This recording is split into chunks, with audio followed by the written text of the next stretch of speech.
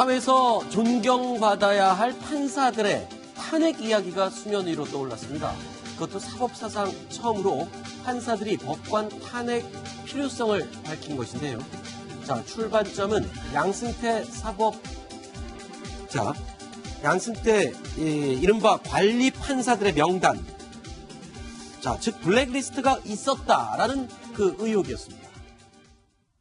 이 뭐야? 대법원 행정처장님, 지금 그 블랙리스트 이거 자꾸 얘기하는데 블랙리스트가 있었어요, 없었어요? 조사를 해보니까. 판사의 성향이나 동향, 재산관계를 파악한 문서는 발견되었습니다. 그렇지만 그로 인해서 개인에게 그 손해를 입겠거나 피해를 줬다는 것은 확인되지 않았습니다. 없다는 거로 결론이 나온 거 아닙니까? 그런 의미의 블랙리스트는.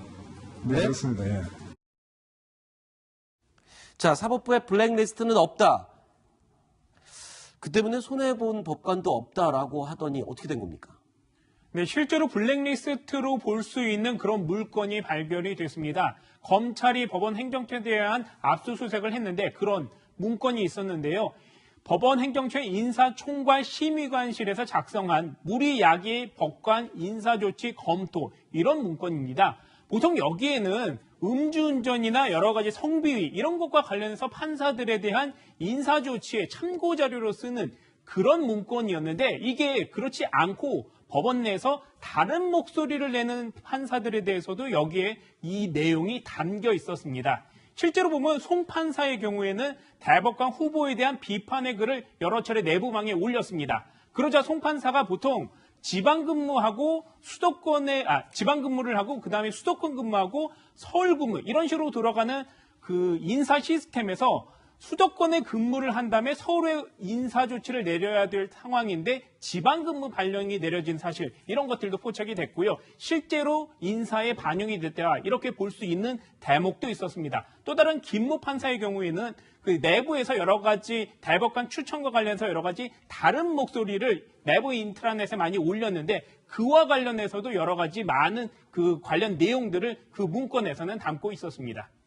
그러니까 어제 열린 법관회의 얘기인데 판사 탄핵이 이제 사상 초유로 논의가 됐습니다. 근데 한 표 차이라고요? 한 표 차는 오히려?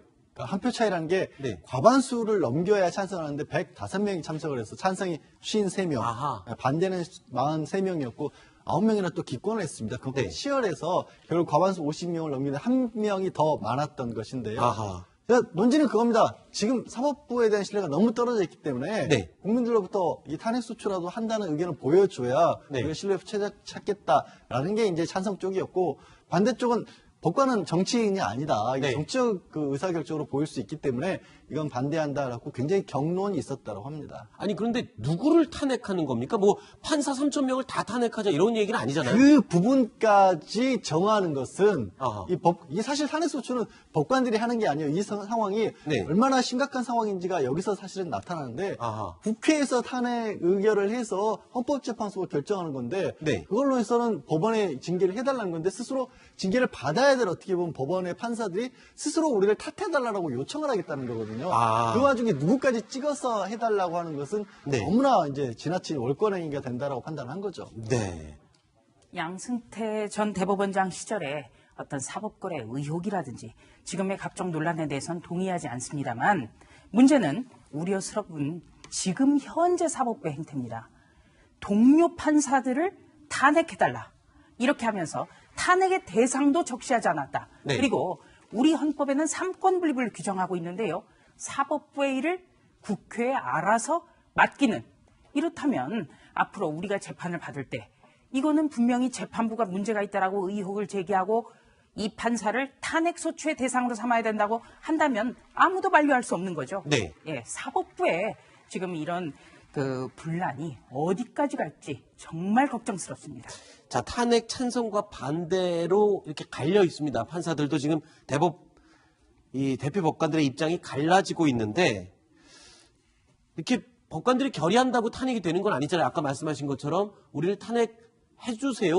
탓을 해주세요라고 요청을 하는 것이지 절차는 아직 남아있는 거죠. 그러니까 탄핵 소추권은 어디까지나 국회의 그렇죠. 몫으로 헌법에 정해져 있는 네. 것이고요. 국회에서 3분의 1 발의로 해서 제적 과반수가 동의를 할 경우 다시 또 결정은 헌법재판소에 사는 것이기 때문에 지금 절차는 많이 남아 있고 네. 또 이게 있습니다. 현재 검찰 수사는 현재 진행형입니다. 아직까지는 의혹이 있다 하실 분이지 많은 부분에 혐의가 구체화된 부분은 아니거든요. 그 혐의가 구체화됐을 때 그 구체화된 혐의자들을 대상으로 누구를 탄핵 소추할 것인지의 정확한 네. 범위는 이제 국회의 몫이기 때문에 그렇게 네. 하는 겁니다. 자, 지금 들으신 것처럼 법관에 대한 탄핵 소추는 국회 고유의 권한입니다. 따라서 이제 공이 국회로 넘어온 셈이죠. 그렇다면 국회에서는 과연 판사들의 탄핵이 실제로 가능할까요? 들어보시죠. 지금 진행되고 있는 예. 형사 절차만으로는 예. 법원이 잃어버린 국민의 신뢰를 회복하기가 어렵다. 왜냐하면 형사 절차라는 것은 법원은 수동적인 입장이잖아요. 이런 입장 표명을 하고 또 그 입장 표명에 의해서 탄핵이 이루어지는 것이 반드시 필요하다라는 것이었습니다. 실제로 얘기만 잘 된다면 뭐 이번 정기국회 내에서도 가능하거든요. 정치 판사가 정치 행위하려면은 정치계로 진출을 해야죠. 인민재판식 마녀사냥으로 이렇게 사법부를 무력화시키는 행위는 대단히 적절치 않습니다. 판사의 신분은 사실 헌법으로 보장이 되어 있습니다. 네. 판사는 탄핵이나 금고 이상의 형이 아니면 판사의 직을 해촉할 수가 없습니다. 네. 그만큼 판사가 중요하다는 의미겠죠. 근데 지금 이제 이 사법부가 이 문제가 하면서 김명수 대법원장이 3차례나 자체 수사를 했잖아요. 네. 근데 뭐 별 나온 게 없는 상황에서 검찰 수사를 의뢰했어요. 즉 이제 행정부한테다가 이제 떠넘긴 겁니다. 네. 또 이번에는 이제 입법부한테다가 이제 탄핵해 주시오라고 이야기를 한 것인데 우리가 재판은 어떻게 합니까? 법률과 헌법을 위반할 경우 우리가 탄핵을 하지 않습니까? 네네. 그러면 헌법과 법률을 어떻게 위반했는지를 뭔가 알아야 될 거 아니겠습니까? 그러면 탄핵 요청을 하면 뭘 탄핵해야 될 것인지, 누구를 탄핵할 것인지, 네. 그게 있어야지만 국회도 그러면 할 것인데 지금 어제 법관 대표자회가 이야기한 것은 그냥 탄핵해 달라는 거예요. 네. 누군지도 없습니다. 아하. 무슨 혐의인지도 없어요. 그 혐의가 아직까지 입증되지도 않았습니다. 네. 자, 그런 상황에서 갔는데 그럼 국회가 누구를 할지, 무슨 혐의를 할지 이것 자체도 모르는 상황에서 탄핵을 어떻게 한다는 것인지 저는 상식적으로 이해가 안 되고 지금 그래서 이제 야당에서는 반대를 하고 있는 상황인데 여당도 마찬가지입니다. 그럼 누구를 할 거냐? 그러면 공소장에 즉 임종원 법원 행정차장의 공소장에 들어가 있는 93명의 법관을 다 탄핵할 것이냐? 이것도 아니거든요. 네. 그럼에 비춰본다면 이 탄핵 논의는 실체가 없는 저는 탄핵 논의라고 봅니다. 뭔가 보여주기식 그런 행사로 끝나는 게 아니냐 이런 지금 지적을 할 수도 있겠군요. 네. 김명수 대법원장 체제가 들어서고 지금 법원에서는 정말 있을 수 없는 일들이 지금 막 벌어지고 있습니다. 네. 이른바 진보 판사들이 나서서 완장을 찬 것처럼 하고 네. 있는데요. 지금 사법부가 이렇게 흔들리면 그 피해는 국민이 집니다. 네, 알겠습니다. 판사의 신분은 사실 헌법으로 보장이 되어 있습니다. 네. 판사는 탄핵이나 금고 이상의 형이 아니면 판사의 직을 해촉할 수가 없습니다. 네. 그만큼 판사가 중요하다는 의미겠죠.